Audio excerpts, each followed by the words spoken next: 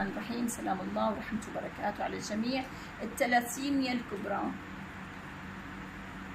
مفهوم منسي هو ان احنا بنعطي لمنع الدورة، بنعطي ادوية لنمنع جية الدورة، لانه كل دورة بتخسرها دم كتير، والزواج عبء وجهد عليها وصعب الزواج بالنسبة للتلاسيميا الكبرى. مبايضك شغالين، اسا عندك مبايض واسا بتجي الدورة، اسا بتجيك الدورة، مبايض سليمة، لك هالمبيض ما أحلاه، سليم المبيض وهذا سليم. بس التلاسيميا الكبرى بدها تعامل خاص وبدها انتباه وبدها رعاية.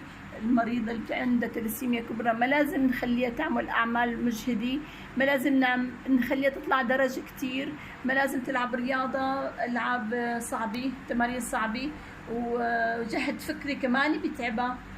التلاسيميا الكبرى لها خصوصية جدا في التعامل، لازم ننتبه عليها ونداريها ونحبها ونعطيها المحبة ونعلمها التنفس ونشربها مي منيح ونعطيها فوليك أسيد ونعطيها فيتامين إي وكالسيوم وفيتامين د. دائما تنتبه على حالها وهي بتتعرض، لأنه يصير عندها الحساد بالمرارة، بصير عندها مشاكل بالمرارة من وراء ترسب البيلوروبين.